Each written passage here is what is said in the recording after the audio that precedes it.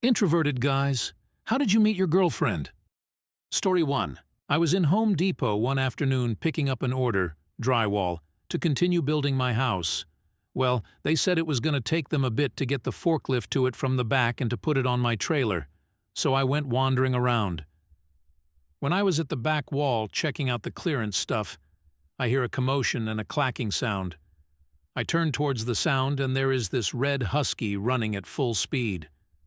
So I crouched down, and as it went to run past, I scooped it off the ground. It just went limp and looked at me. My husky, Dutch, would do the same thing if you picked him up. So here I am, holding this dog, who is now licking my face. I am laughing, hysterically. This lovely woman comes out of an aisle and is looking at me strangely while I am effectively soaked with slobber. That's fine. We had a small conversation about how I had a husky, her dog's name was Alice, she thanked me for catching her dog, and she grabbed the leash and they left to wherever. No idea what her name was. Fast forward about 10 minutes, and I see Alice wandering around, on her own. I called her name, and she awoos at me, waits for me to get closer, and takes off down an aisle.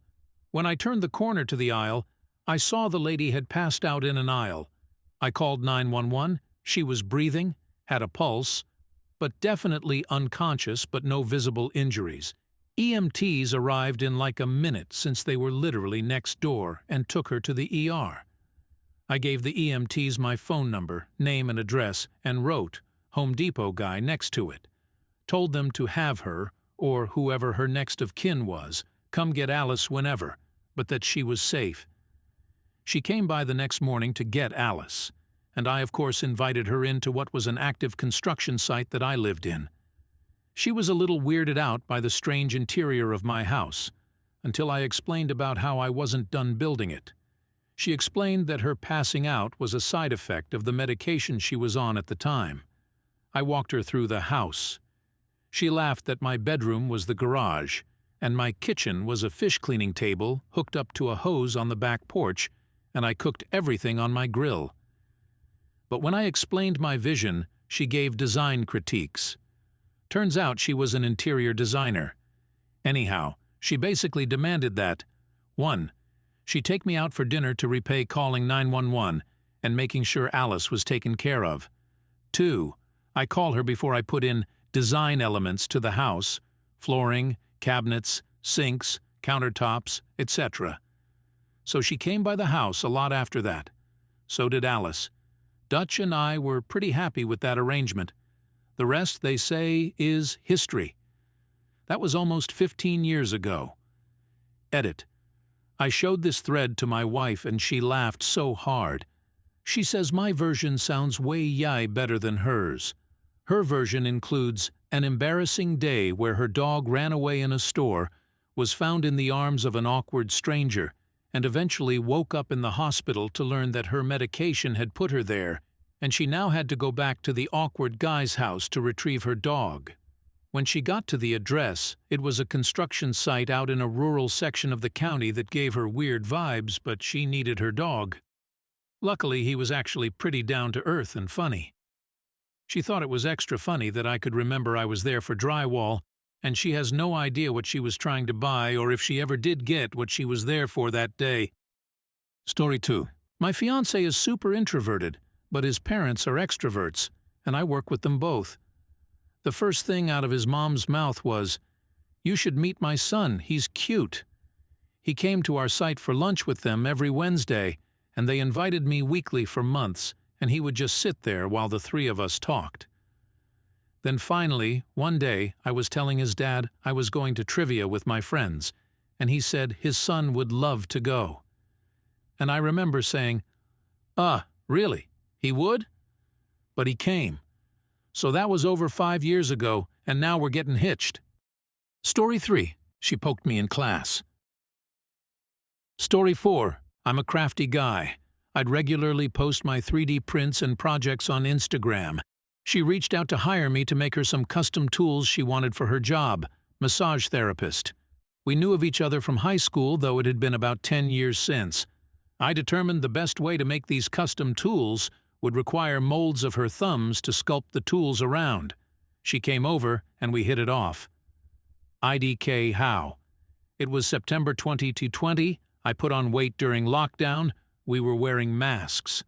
I was having difficulties with the silicone that I hadn't used before, and I was nervous sweating like a lobster. We hung out a few more times while I was making them. Our third hangout, she brought her massage table over to work on a nasty knot in my back. We were both clearly smitten with each other, but I didn't want to ask her out while I was working for her.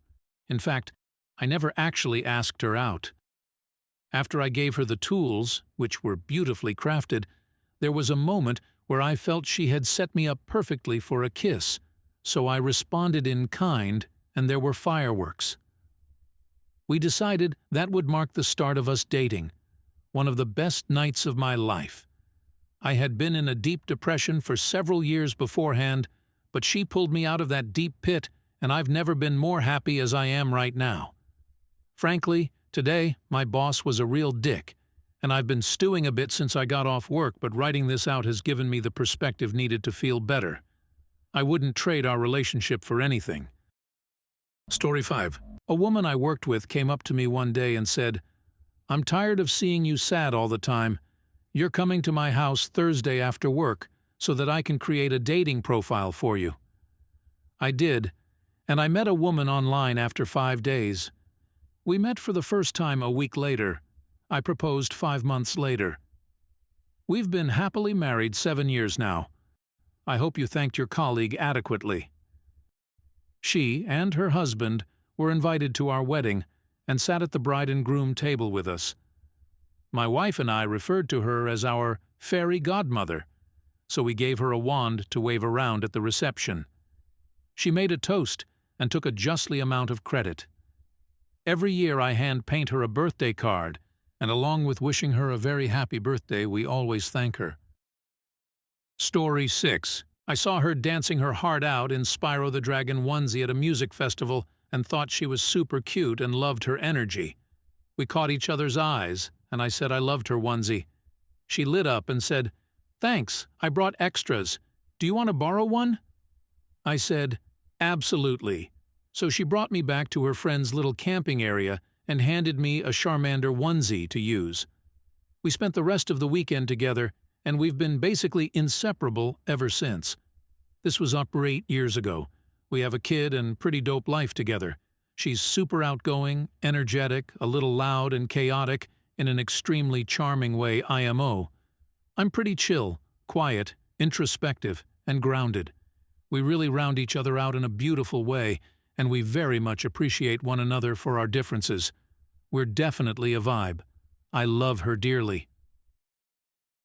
Edit for all the introvert gatekeepers who are clearly struggling with social anxiety. I had a few drinks. I was on anxiety meds. And most importantly, I had been working on overcoming my social anxiety for a long-ass time. It was an equally wonderful and deeply stressful experience. I was so far out of my comfort zone, I could puke just thinking about it.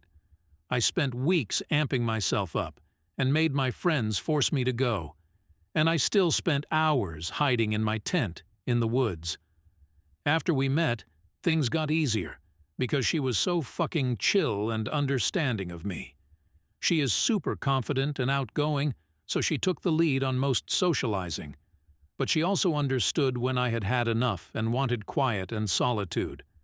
We also basically fucked off away from everyone and spent the weekend almost entirely focused on one another.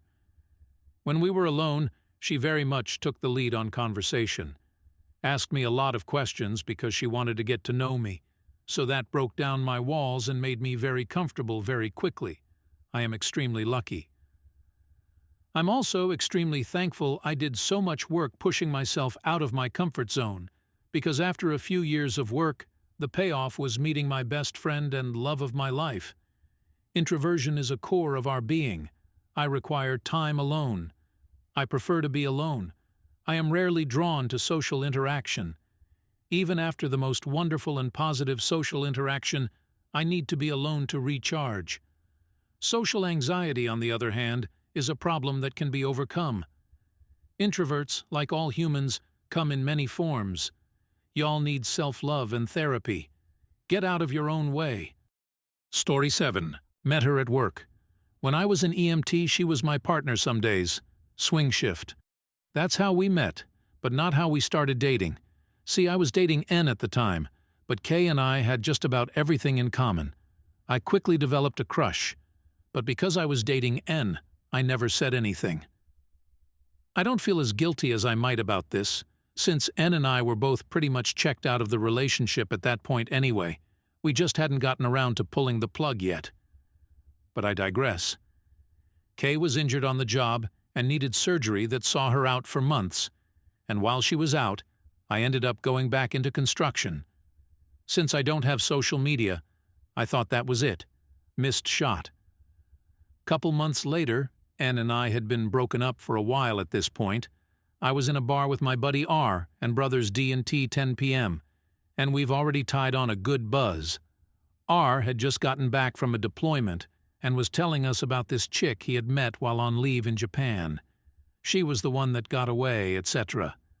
I told him about Kay and how I regretted not getting her number while I'd had the chance, and I wasn't about to make a Facebook just to chase her. We laughed about our hopeless romantic selves and drank more. D decided that we were bumming him out and declared that the new goal of the evening was to get me laid so I'd stop pining. His words. As an introvert, I thought that was a terrible goal and told him so. He rolled his eyes and we drank some more. While we were drinking, D got on his Facebook and found Kay. He shoved the phone into my hands and told me, "Now you don't have any excuses. Message her or STFU." Lightly paraphrased. I balked. D bought me 2 more beers and pressed the issue. Long story short, I agonized for 2 hours about what I would say to Kay from my brother's Facebook after midnight, several months after last contact, and R, D, and T were fucking troopers the whole time, proofreading, offering critiques, all of it. I finally decided the message was good enough to send around 2 a.m. Passed out. Woke up just before 10 with the most miserable hangover of my entire 20s. Was marinating in regret and beer sweat when my phone chirped out a text alert. Kay was responding to my drunken message, in which I'd included my number so she wouldn't have to respond through D. Hangover was quickly forgotten as we planned our first date. Anyway, now she's my wife. Story 8. I met my now wife, then girlfriend, playing World of Warcraft back when I was in college. I spent a lot of time on my computer during college, and we happened to meet on the same server playing together with another group of friends. After a short amount of time, I used to playfully flirt with her through the game. I'd buy her a bouquet of flowers in the game, and I'd send her in-game mail and write letters about silly little things. Eventually, we progressed to personal messaging through text, Skype, etc., and we'd always share songs to each other since we loved the same style of music. We got pretty serious, and she flew to my state to visit me during one of the summers after we first met in the game, and when we seen each other the first time, it was like we already knew each other and we knew that our love was real. She'd visit me every summer since then until I graduated. Several months after graduation, I flew down to where she lived and moved her out and drove us down to live in my state, and we've been married for years now. Funniest part is I wasn't looking for a girlfriend or anything, it just magically happened, so I'm very thankful for WoW because of that. Story 9. At a garage sale. Well, technically my mom's garage sale. My father was a hoarder, but not of old newspapers or glass bottles or garbage. He hoarded consumer goods, tools, CDs, home improvement stuff, camping gear, etc. After he passed away, it fell to us to figure out what to do with a stock of overstocked goods large enough to open a store. So we sold it at rock-bottom prices in the front yard, as is tradition.